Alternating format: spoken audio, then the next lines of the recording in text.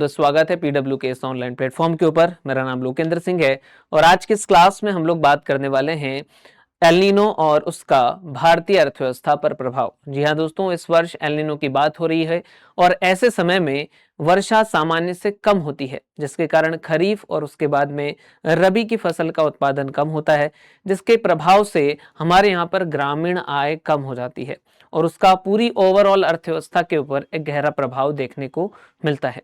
इस बात को इस क्लास के अंदर हम लोग समझेंगे। उसके पहले कुछ महत्वपूर्ण बातें आप लोग को बता देते हैं दोस्तों। जो लोग 2027 को टारगेट कर रहे हैं एमपीपीएससी में, उनके लिए हमारे पास में एक 1 ईयर का फाउंडेशन बैच है, जो कि सर्वप्रथम हिंदी मीडियम, सर्व सक्षम इंग्लिश मीडियम में है, जिसमें आप लोगों को लाइव और रिकॉर्डेड क्लासेस मिलती हैं। डीपीपी और डीएमपीज इसमें आप लोगों को मिलते हैं, जो कि टेस्ट के फॉर्म में आप लोगों के लिए यहाँ पर रहते हैं। इसमें फिर यूनिट वाइज आपको क्लास नोट्स भी मिल जाते हैं। इसके अलावा आपको प्रीलिम्स और मेंस का रिवीजन बुक्स भी मिल जाता है। मंथली आप लोगों को यहाँ पर करंट अफेयर का पीडीएफ भी मिल जाता है। 3 साल का जो 2029 और 30 के लिए टारगेट कर रहे हैं, उन लोगों के लिए यहाँ पर आफ्टर 12th या ग्रेजुएशन करने वाले विद्यार्थियों के लिए भी हमारे पास में कुछ है। शिखर बैच है दोस्तों, 3 साल की वैलिडिटी होती है। इसमें बेसिक से एडवांस तक हम लोग जाते हैं। इसमें लाइव और रिकॉर्डेड क्लासेस होती है। डीपीपी और डीएमपी इसमें भी टेस्ट फॉर्म में आप लोगों को यहाँ पर मिल जाता है। इसमें एक्स्ट्रा आप लोगों को 13 एमपीपीएससी वाला की बुक्स मिलती हैं, जो कि आपके सिलेबस से रिलेटेड होती हैं। और ये हार्ड कॉपी यहाँ पर दोस्तों आप लोगों को मिलेगी, हिंदी वालों को हिंदी में, इंग्लिश वालों को इंग्लिश में। क्लास नोट्स और टेस्ट सीरीज यहाँ पर आपको मिलेगी प्रीलिम्स और मेंस में, साथ ही साथ मेंटरशिप और कुछ स्किल क्लासेस यहाँ पर हम लोग आप लोगों को प्रोवाइड करा रहे हैं, जो एआई, चैट जीपीटी, एक्सेल और इंग्लिश स्पीकिंग से रिलेटेड होती है, जो आप लोगों की स्किल्स को और ज्यादा डेवलप करने में आप लोगों को मदद करती है। अब दोस्तों, ये जो हमारा एल नीनो का पूरा सिस्टम है, इसको स्टार्ट करने से पहले मैं आप लोगों को ये समझाना चाहूंगा कि एल नीनो क्या होता है ना। एल नीनो के समय में क्या परिस्थिति बनती है, उसको थोड़ा सा समझ लेते हैं। उसके बाद में इसके प्रभाव पर भी हम लोग चर्चा कर लेंगे। दोस्तों, ये आप लोगों के सामने जो चित्र दिख रहा है वो सामान्य वर्ष का चित्र है। सामान्य वर्ष का चित्र है दोस्तों। और ये जो यहाँ पर महासागर है हमारा, इस महासागर को हम लोग कहते हैं प्रशांत महासागर। इसको क्या कहते हैं हम लोग? प्रशांत महासागर कहते हैं, मतलब कि पैसिफिक ओशन कहा जाता है। एल नीनो की घटना इसी प्रशांत महासागर से संबंधित है, पैसिफिक ओशन से ही रिलेटेड है। सामान्य वर्ष में क्या होता है दोस्तों, यहाँ पर ये जो आपको येलो कलर की लाइंस दिख रही हैं, ये एरोस दिख रहे हैं, ये एक तरीके की पवन है। ये एक परमानेंट विंड है, मतलब कि एक बोल सकते हैं कि हमेशा चलने वाली पवन है, जिसे हम लोग व्यापारिक पवन कहते हैं, ट्रेड विंड कहते हैं। अब ये है हमारा दक्षिण अमेरिका का महाद्वीप, साउथ अमेरिका कॉन्टिनेंट। जैसे ही ये विंड जो है दक्षिण अमेरिका कॉन्टिनेंट से प्रशांत महासागर की तरफ आती हैं, तो इनको कहा जाता है व्यापारिक पवनों का अपतटी होना या ट्रेड विंड का ऑफशोर होना इंग्लिश में, ये हम लोग इसको कहते हैं। जैसे यहाँ पर आती है तो यहाँ से ये फिर आगे की तरफ बढ़ती है पवन इस तरीके से, और इधर भी इसी तरीके की पवन यहाँ पर भी चल रही होती है। यहाँ से पानी को आगे की तरफ लेकर के जाती है और यहाँ इंडोनेशिया के पास में ये पानी इकट्ठा होता रहता है। अब ये जो सेक्शन है दोस्तों, ये सेक्शन है भूमध्य रेखा का, इक्वेटर का, जहाँ पर सूर्य वर्ष भर सीधा चमकता है, तो इसलिए यहाँ पर रहता है थोड़ा सा गर्म पानी या हॉट वाटर।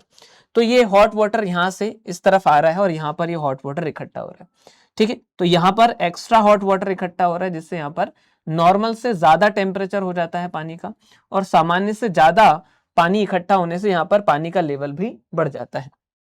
अब कि यहाँ से पानी इधर आ रहा है तो इस लोकेशन के ऊपर पानी की कमी होती है, जिससे समुद्र में नीचे से पानी ऊपर की तरफ आता है। समुद्र का नीचे वाला पानी ऊपर की तरफ आता है, ऊपर का जो स्पेस थोड़ा सा खाली होता है उसको भरने के लिए। उसे हम कहते हैं दोस्तों शीत जल का उद्वेलन या कोल्ड वाटर की अपवेलिंग। ठीक है, तो इस हिसाब से देखा जाए तो यहाँ पर आ जाता है गर्म पानी और यहाँ पर आ जाता है ठंडा पानी। ये सामान्य वर्ष की दशा मैं आप लोगों को बता रहा हूँ। ऐसी कंडीशन में यहाँ से विंड जो है, इस गर्म पानी के इलाके से विंड भी गर्म हो जाएगी, गर्म विंड हल्की हो जाती है। हल्की होने के कारण वायुमंडल में ऊपर जाएगी, एटमॉस्फेयर में ऊपर जाएगी, और अपने साथ में जलवाष्प या वाटर वेपर भी लेकर के जाएगी, जिसके कारण यहाँ पर ऊपर जाकर के वो ठंडी होगी, कूल होगी, कूल होने के बाद संघनन या कंडेंसेशन होगा और यहाँ पर बन जाएंगे बादल और खूब सारी बारिश यहाँ पर हो जाएगी। अब इस परिस्थिति में इंडिया के इलाके में भी ठीक ठाक बादल आ जाते हैं और ठीक ठाक इंडिया में भी बारिश हो जाती है। ठीक है, अब यहां से क्या होता है कि ये विंड ऊपर की तरफ जो गई थी, यहां पर क्या हो जाता है, इस इलाके में बनती प्रति चक्रवाती दशाएं या एंटी साइक्लोनिक कंडीशन, क्योंकि यहां से विंड ऊपर जा रही है, यहां पर ठंडी होकर के एक्स्ट्रा विंड इकट्ठी होती जाती है। अब यहां से प्रति चक्रवाती दशाएं को मतलब है चारों तरफ विंड चलेगी, चारों तरफ विंड चलेगी, तो एक विंड इस तरफ चल करके यहाँ पर दक्षिण अमेरिका महाद्वीप, साउथ अमेरिका कॉन्टिनेंट के जो कोस्टल वाला इलाका है वहां पर उतरेगी और फिर यहाँ से व्यापारिक पवनों के सहारे वापस इस तरीके से यहाँ तक पहुंचेगी और फिर यहाँ गर्म होकर के फिर ये ऊपर की तरफ चढ़ेगी। तो इस तरीके से एक ये सर्कल यहाँ पर बन रहा है दोस्तों, इसको हम लोग कहते हैं वॉकर सर्कुलेशन या वॉकर शेल। वो इसी तरीके से बनता है, ये सामान्य वर्ष में इस तरीके से बनता है, सामान्य वर्ष में दोस्तों इस तरीके से ये बनता है और ये स्थिति दोस्तों बनती है। तो सामान्य वर्ष में क्या होता है कि जो पूर्वी प्रशांत महासागर है वहां पर हाई प्रेशर क्रिएट होता है। हाई प्रेशर क्यों क्रिएट होता है? क्योंकि विंड नीचे उतर रही है तो यहाँ पर ज्यादा विंड है। दूसरा यहाँ पर पानी ठंडा है, ठंडा पानी होने के कारण यहाँ पर विंड चिपक करके रह जाती है, ठीक है, और एक जगह पर रहती है, जिससे यहाँ पर हाई प्रेशर बनता है। यहाँ पर लो प्रेशर बन जाता है पश्चिमी प्रशांत महासागर में। क्यों? क्योंकि यहाँ पर विंड गर्म है, पानी भी गर्म है और यहाँ की गर्म विंड ऊपर की तरफ फिर उठती है, क्योंकि गर्म विंड का वेट कम होता है, ऊपर की तरफ उठ जाती है, जहां से सतह पर कम विंड रहती है, इसलिए यहाँ पर लो प्रेशर बन जाता है। ये सामान्य वर्ष की दशा है। लेकिन एल नीनो में क्या होता है? एल नीनो में ये परिस्थिति पलट जाती है। परिस्थिति पलट कैसे जाती है? जो व्यापारिक पवनें हैं वो कमजोर हो जाती हैं, वीक हो जाती हैं और यहाँ का पानी आगे की तरफ नहीं ले जा पाती है, जबकि इस तरफ ऑलरेडी सामान्य वर्ष में ऊपर उठा हुआ पानी, मतलब पानी का लेवल ज्यादा है। जब यहाँ से पानी व्यापारिक पवन इधर नहीं ले जा पाएंगी तो इधर का जो लेवल अप हुआ पानी है वो वापस इधर की तरफ लौटता है और जब इधर की तरफ लौटता है तो ये दक्षिण अमेरिका महाद्वीप, साउथ अमेरिका कॉन्टिनेंट के पास में एक्स्ट्रा गर्म पानी इकट्ठा होने लगता है। यही जो पानी लौट रहा है दोस्तों, इसी को हम लोग क्या कहते हैं? एल नीनो की गर्म जलधारा कहते हैं। इसी को हम लोग एल नीनो की गर्म जलधारा कहते हैं। अब ऐसी परिस्थिति में क्या होता है कि यहाँ पर जो गर्म पानी है उसके कारण यहाँ पर विंड जो है गर्म होकर के ऊपर उठती है, ऊपर उठ करके ठंडी होती है और संघनन या कंडेंसेशन होता है, बादल बनते हैं और खूब सारी बारिश यहाँ पर हो जाती है, ठीक है। बट दिक्कत क्या होती है कि इस तरफ यहाँ पर जो कि इंडोनेशिया के आसपास का क्षेत्र है, यहाँ पर कम गर्म पानी रह जाता है फिर, और यहाँ पर क्या होता है? बादल कम बनते हैं और वही कम बादल इंडिया तक भी पहुंचते हैं। ऐसी परिस्थिति में भारत के क्षेत्र में कम बारिश होती है। अब वॉकर सर्कुलेशन की बात करते हैं तो जो पहले इस तरीके से जा रही थी पवन वॉकर सर्कुलेशन की, अब क्या होगा? यहाँ पर ज्यादा गर्म पानी है तो यहाँ से गर्म पानी की जगह से विंड गर्म होकर के ऊपर की तरफ उठेगी, यहाँ पर ठंडी हो जाएगी ऊपर की तरफ जाकर के, और जाकर के ठंडी होगी तो यहाँ पर प्रति चक्रवाती एंटी साइक्लोनिक कंडीशन बनेगी और फिर यहाँ से पवन उतर कहाँ पर आएगी? और इंडोनेशिया के पास में आकर के फिर इस पानी के साथ में इस तरीके से जाएगी और ये वॉकर सेल सर्कुलेशन जो होता है दोस्तों वो उल्टा हो जाता है। वॉकर सेल सर्कुलेशन जो है वो उल्टा हो जाता है और जो भारत के अंदर सामान्य बारिश हो रही होती है वो सामान्य बारिश नहीं होती है। ऐसा होता है दोस्तों, और ये होता है हमारा जो है एल नीनो का वर्ष। दोस्तों अभी तक मैंने जो आप लोगों को यहाँ पर समझाया हुआ है, अगर आपको उसको सरल भाषा में साथ ही साथ शब्दों के साथ में अपने नोट्स बनाने हैं तो इसके लिए आप लोग कुछ एआई टूल्स का यूज कर सकते हो, जैसे गूगल जेमिनाई।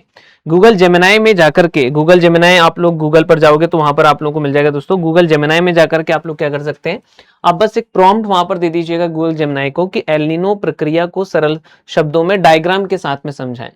इस तरीके का आप वहां पर जाकर के लिख दोगे ना, अच्छा इसी को आप इंग्लिश में लिख दोगे तो इंग्लिश में भी मिल जाएगा, हिंदी में लिखोगे वहां पर तो हिंदी में मिल जाएगा। तो एल नीनो क्या है देखो यहाँ पर उन्होंने बताया हुआ है, फिर उन्होंने डायग्राम यहाँ पर दिया हुआ है, तो ये बहुत ही शानदार तरीके से आपको ये सब चीजें क्या हो जाएंगी दोस्तों यहाँ पर समझ में आ जाएंगी। फिर उसके बाद में सामान्य दिनों में क्या होता है, एल नीनो के दिनों में क्या होता है, जो मैंने आप लोगों को यहाँ पर समझाया वो बिल्कुल डायग्राम के साथ शानदार तरीके से शब्दों के साथ में यहाँ पर समझाया गया है। फिर अब इसके बाद आगे की कहानी दोस्तों हम लोग यहाँ पर देखते हैं। तो अब इसके कारण क्या प्रभाव देखने को मिल रहा है, अभी हम लोग वो बात कर लेते हैं कि इंडियन मेट्रोलॉजिकल डिपार्टमेंट जो है दोस्तों हमारा, उसने जून में बताया कि 40% वर्षा की कमी जो है वो दर्ज की गई है। और सामान्य से आगे अगर अपन लोग देखेंगे कि जुलाई के मौसम में तो ये भी बात बताई जा रही है कि जो सामान्य है वर्षा है उससे 94% तक कम वर्षा की बात यहाँ पर होने वाली है। तो इसे हम लोग ऐसा भी कह सकते हैं दोस्तों कि एल नीनो की जगह पर ये जो है दोस्तों सुपर एल नीनो की कंडीशन अभी वर्तमान में बनती हुई दिख रही है।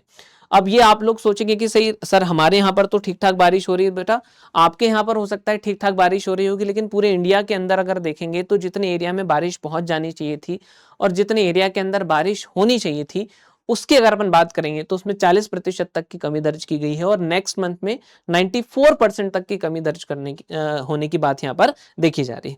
कमजोर मानसून जो होता है वो अक्सर एल नीनो से जुड़ा हुआ होता है, जो कि हम लोग पहले भी डिस्कस कर चुके हैं। इससे एग्रीकल्चर प्रोडक्शन कम होता है, जल संसाधन या वाटर रिसोर्सेज कम हो जाते हैं, क्योंकि कम बारिश होगी तो पानी की क्या हो जाएगी? कमी हो जाएगी, ठीक है। बिजली उत्पादन भी कम हो जाएगा क्योंकि पानी की कमी हो जाएगी, तो डैम के अंदर भी पानी कम होगा। अब डैम के अंदर पानी कम होगा तो उससे हम लोग बिजली उत्पादन में उस पानी का कम यूज करेंगे, सीधी सीधी सी बात है। क्यों? क्योंकि हमें पास पीने के लिए पानी होना ज्यादा जरूरी है, ना कि बिजली उत्पादन करने के लिए पानी की जरूरत पड़ेगी। तो डैम का पानी हम लोग कम यूज करेंगे बिजली उत्पादन में, तो जिससे बिजली उत्पादन भी कम हो जाएगा, पेयजल आपूर्ति भी प्रभावित होगी। तो ओवरऑल सारी चीजें जो है इससे क्या हो जाती हैं, इफेक्टेड हो जाती हैं। अब यहां पर अगर अपन देखेंगे कि इसके पहले जो एलिनोज आए हुए थे, पहले वाले जो एलिनोज थे उनके समय पर भी इसी तरीके की नेगेटिविटी हमारे इंडिया के अंदर देखी गई है। जैसे 72, 82, 2002, 2015 में गंभीर सूखे एलिनो से जुड़े हुए देखे गए हैं दोस्तों। उस समय पर जो ड्रॉट की कंडीशन बनी थी वो एलिनो के कारण ही बनी हुई थी। 2009 में कमजोर मानसून से कृषि वृद्धि घटी और खाद्य मुद्रास्फीति बढ़ गई, क्योंकि जब जब भी ऐसा होता है दोस्तों कि उत्पादन जो है दोस्तों वो कम हो जाता है, कृषि का उत्पादन कम हो जाता है। कृषि उत्पादन कम हो जाता है तो मतलब कि अनाज की कमी, सीधी सीधी सी बात है। लेकिन खरीदने वाले लोग ज्यादा, क्योंकि इंडिया के अंदर पॉपुलेशन ज्यादा है। तो ऐसी परिस्थिति में क्या होता है कि लोग जो है ज्यादा दाम देकर के भी अनाज खरीदने को तैयार हो जाते हैं, क्योंकि चाहिए है मार्केट के अंदर। एग्जाम्पल के तौर पर मार्केट के अंदर चाहिए है भैया 1000 क्विंटल गेहूं, ठीक है, मार्केट के अंदर चाहिए 1000 क्विंटल गेहूं, लेकिन अवेलेबल कितना है, मात्र 100 क्विंटल गेहूं। अब इस 100 क्विंटल गेहूं को तो खरीदने के लिए लोग क्या हो जाएंगे, बिल्कुल एकदम कि नहीं मुझे चाहिए मुझे चाहिए मुझे चाहिए। तो जिसके पास ये 100 क्विंटल गेहूं होगा वो बोल देगा कि नहीं भैया, मैं पहले इसको 2500 रुपए क्विंटल में बेच रहा था, मैं इसको 5000 रुपए प्रति क्विंटल में बेचूंगा। अगर लेना हो तो लो, नहीं लाना तो मत लो। अब उनमें से जो भीड़ उमड़ी हुई है इस 100 क्विंटल गेहूं को लेने के लिए, उनमें से जो अमीर लोग होंगे वो ये बोल देंगे कि ठीक है भैया, आप हमें 5000 रुपए प्रति क्विंटल में भी दे दो, हम तो खरीद लेंगे। लेकिन गरीब उसको नहीं खरीद पाएगा। तो जो पहले 2500 रुपए प्रति क्विंटल में गेहूं मिल रहा था वो 5000 रुपए प्रति क्विंटल में बिकने लगेगा। तो मुद्रास्फीति क्या हो जाएगी, बढ़ जाएगी, क्योंकि अमीर खरीद लेगा उस 100 क्विंटल गेहूं को और वो क्या कर देगा, वो ओवरऑल इन्फ्लेशन जो है हमारे यहाँ पर बढ़ा देगा। इस तरीके का। तो 2015 में बेहतर खाद्य प्रबंधन, उच्च एमएसपी और पर्याप्त भंडार के कारण मुद्रास्फीति नियंत्रित रही थी। 2015 में हमारे यहाँ पर ठीक ठाक प्रोडक्शन हुआ था, तो उसके कारण क्या हुआ था, जो मुद्रास्फीति थी, जो इन्फ्लेशन था वो कंट्रोल में रही थी और सब लोगों को अच्छा खासा खाद्य आपूर्ति या फूड सप्लाई भी हो गई थी। लेकिन ये कब हुई थी, जब एल नीनो नहीं था। तो ये एक तरीके से मैंने यहाँ पर समझाया है कि जब एल नीनो की कंडीशन बनती तो क्या होता है, जब एल नीनो की कंडीशन नहीं होती तो क्या होता है। ठीक है, अब बात करते हैं कि अभी की जो बात यहां पर हो रही है कि इस साल जो परिस्थिति देखी जा रही है तो क्या इफेक्ट हमारे यहां पर देखने को मिल सकता है, वो यहां पर हम लोग बात कर रहे हैं। तो सबसे पहले देखेंगे कि कृषि उत्पादन में क्या हो जाएगी, कमी हो जाएगी। क्यों? क्योंकि वर्षा की कमी के कारण कृषि उत्पादन में ओवरऑल क्या हो जाएगी दोस्तों, कमी आ जाएगी। फिर उसके बाद में सेकंड पॉइंट की बात करते हैं, ग्रामीण आय में गिरावट और उपभोक्ता मांग कमजोर हो जाती है। Decline in rural incomes, reducing consumer demand.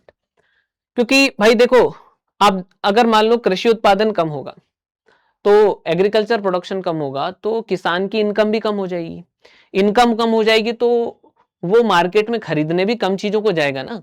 मैं पहले अगर मान लीजिए उसको लग रहा था कि भैया इस बार तो मैं अच्छा कृषि उत्पादन कर लूंगा, एग्रीकल्चर प्रोडक्शन कर लूंगा, तो इस बार तो मैं अपना घर बना लूंगा। तो घर बनाने के लिए ईंट खरीदने चला जाएगा वो, तो ईंट की डिमांड बढ़ेगी। घर बनाने के लिए सीमेंट खरीदने जाएगा किसान, तो उस वहां पर वो डिमांड बढ़ जाएगी। जो है लोहा खरीदने जाएगा तो उसकी डिमांड बढ़ जाएगी। लेकिन जब इनकम ही कम होगी तो इन सब चीजों को किसान खरीदेगा ही नहीं, और खरीदेगा नहीं तो फिर इन सब की डिमांड कम हो जाएगी। टू व्हीलर, फोर व्हीलर, सबकी डिमांड कम हो जाएगी। क्योंकि अगर किसान की इनकम होती तो किसान इन सब चीजों को खरीदता, लेकिन इन सब चीजों की डिमांड कम हो जाएगी। मार्केट के अंदर जो पैसे का सर्कुलेशन है वो कम हो जाएगा, जिसके कारण ओवरऑल जीडीपी जो है दोस्तों हमारी कम हो जाती है। अब यहां पर देखो, खाद्य मुद्रास्फीति में वृद्धि होने की संभावना है, क्योंकि फसल उत्पादन घटने की संभावना है। तो अनाज का जो दाम है दोस्तों वो बढ़ने की संभावना इस बार बताई जा रही है ना। जैसे आप लोग देख रहे हैं कि अभी जितना भी रुपए किलो का आपका आटा मिल रहा है, हो सकता है कि एक साल बाद थोड़ा सा वो और ज्यादा महंगा हो जाए। क्यों? क्योंकि फसल का उत्पादन घट रहा है।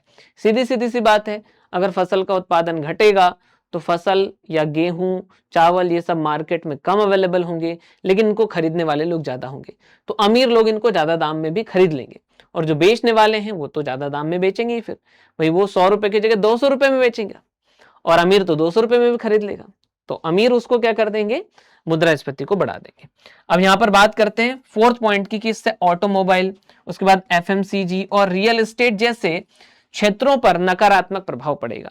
मतलब automobile, two wheeler, four wheeler जो खरीदी जाती थी, इसके अलावा जो फूड और गुड्स का मूविंग है वो भी क्या हो जाएगा, कम हो जाएगा, मतलब कि जो ट्रांसपोर्ट्स की जो इनकम है वो कम हो जाएगी।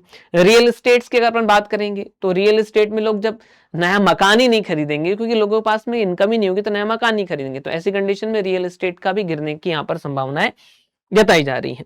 अब ऐसी परिस्थिति में किसान क्या कर सकता है, किसान एक चीज कर सकता है कि वो जो है अधिक जल या वाटर कंज्यूमिंग क्रॉप्स की जगह पर कम वाटर कंज्यूमिंग क्रॉप्स का वो अपना सकता है, जैसे कि वो मक्का पर, ज्वार, बाजरा पर जा सकते हैं, या फिर इसी तरीके की और कम फसल, कम जल उपयोग करने वाली फसलों के ऊपर वो जा सकते हैं। ये किसान के द्वारा दोस्तों किया जा सकता है। अब क्या हम लोग इस बार तो जैसा कि जो हो जाएगा सो हो जाएगा, कि लेकिन क्या हम लोग आगे के लिए ऐसा कर सकते हैं कि हम लोग एलिनो के प्रभाव को कम कर सके, क्योंकि इस बार एलिनो आया है तो इसके बाद आगे वापस से 5 to 7 ईयर में फिर से एलिनो की पॉसिबिलिटीज बनेंगी। तो क्या हम लोग ऐसा करें इन 5 to 7 ईयर्स में कि हम लोग आगे आने वाले एलिनो के इफेक्ट को कम कर सके? तो इसके लिए दोस्तों ये कर सकते हैं हम लोग इरिगेशन फैसिलिटीज को बढ़ाना है, जैसे कि डैम्स, कैनाल्स, इनको हमें बढ़ाना पड़ेगा, ताकि जब एलिनो के प्रभाव से वर्षा कम हो तो कम से कम डैम के थ्रू हम इरिगेशन कर सकें और कृषि उत्पादन को बढ़ा सके। सूखा रोधी अधिक उपज देने वाली किस्मों का विकास किया जा सकता है, जैसे अभी हम लोग मिलेट्स के ऊपर शिफ्ट हो रहे हैं ना, ज्वार, बाजरा और रागी, इनके ऊपर हम लोग शिफ्ट हो रहे हैं, कम वाटर कंज्यूमिंग क्रॉप्स होती हैं, तो इस तरीके की और भी एक्स्ट्रा कम वाटर कंज्यूमिंग क्रॉप्स हम लोग जो है बना सकते हैं, उनके सीड्स डेवलप कर सकते हैं और उनका उत्पादन हम लोग स्टार्ट कर सकते हैं। जल भंडारण और जलाशय क्षमता में सुधार हम लोग कर सकते हैं, इंप्रूव वाटर स्टोरेज एंड जो है रिजर्वर कैपेसिटी हम लोग यहाँ कर सकते हैं। इसके अलावा फ्यूचर में आपदा तैयारी, मतलब डिजास्टर प्रिपरेशन, जलवायु अनुकूल उपायों को हम लोग और मजबूत कर सकते हैं, क्योंकि आगे चल करके टेम्परेचर और बढ़ेगा, एलिनो की जो बारंबारता है या एलिनो की जो फ्रिक्वेंसी है दोस्तों वो और ज्यादा बढ़ने वाली है। तो इन सब परिस्थितियों से निपटने के लिए हमें पहले से डिजास्टर मैनेजमेंट को थोड़ा सा अच्छा करके रखना पड़ेगा, और क्लाइमेट में जिस तरीके से चेंजेस आ रहे हैं उन सब चेंजेस को देखते हुए अपनी आगे की प्लानिंग करनी पड़ेगी। तभी हम लोग आगे चल करके एलिनो जैसे आगे आने वाले प्रभावों से बच सकते हैं। दोस्तों आज की इस क्लास के अंदर कुछ इसी तरीके की चीजें थी। अब मैं आपको कंक्लूजन यहाँ पर दिखा देता हूँ कि कमजोर मानसून के कारण खरीफ, उसके बाद में रबी, इन सब का उत्पादन दोस्तों घट सकता है, और हमारी जीडीपी वृद्धि पर काफी ज्यादा प्रभाव इसका देखने को मिल सकता है इस साल की। अगर हम लोग बात करें तो हमें दीर्घकालिक रणनीति अपनानी पड़ेगी इरिगेशन के लिए और नई कम वाटर कंज्यूमिंग क्रॉप्स वगैरह के लिए। तो दोस्तों जितना भी मैंने आप लोगों को पूरा एलिनो समझाया है, अगर इससे रिलेटेड आप लोगों को 2 मार्कर के, 7 मार्कर के या 10 मार्कर के क्वेश्चन चाहिए और उनका प्रॉपर तरीके से आंसर चाहिए, तो इसके लिए भी हम लोग गूगल जेमिनी एआई टूल का यूज कर सकते हैं। ऑलरेडी मैंने यहाँ पर करके और आप लोगों के लिए रखा हुआ है। देखिए मैंने एक प्रॉम्प्ट दिया हुआ था गूगल जेमिनी को, जिसमें मैंने लिखा था कि एलिनो से संबंधित एमपीपीएससी के 2 मार्कर, एक 7 मार्कर और एक 10 मार्कर जो कि 200 वर्ड का हो मेंस के हिसाब से, उसको यहाँ पर बना करके दे दो। तो गूगल जेमिनी ने क्या किया, यहाँ पर सबसे पहला क्वेश्चन बनाया, एल नीनो से आप क्या समझते हैं, लानिना क्या है ना, जो कि इसका उल्टा फेज होता है, तो उसका भी एक क्वेश्चन यहाँ पर बना करके दे दिया है। 7 मार्कर का एल नीनो का भारत के ऊपर क्या जो है यहाँ पर प्रभाव पड़ता है, नकारात्मक प्रभाव जो पड़ता है, वो यहाँ पर एक 7 मार्कर का क्वेश्चन उन्होंने बना करके दिया और बकायदा उसका यहाँ पर आंसर भी दिया हुआ है। और यहाँ पर देखेंगे 10 मार्कर का क्वेश्चन भी इससे रिलेटेड दोस्तों आप लोगों को यहाँ पर दिया हुआ है। तो इस तरीके से आप लोग गूगल जेमिनी का यूज करके भी जो है इस तरीके के आंसर्स जनरेट कर सकते हैं। ठीक है, तो चलिए हम लोग अब इतना ही, आगे और भी इसी तरीके के वीडियोस के साथ में मैं आप लोगों से मिलता रहूंगा। तब तक के लिए बाय बाय, जय हिंद, जय भारत।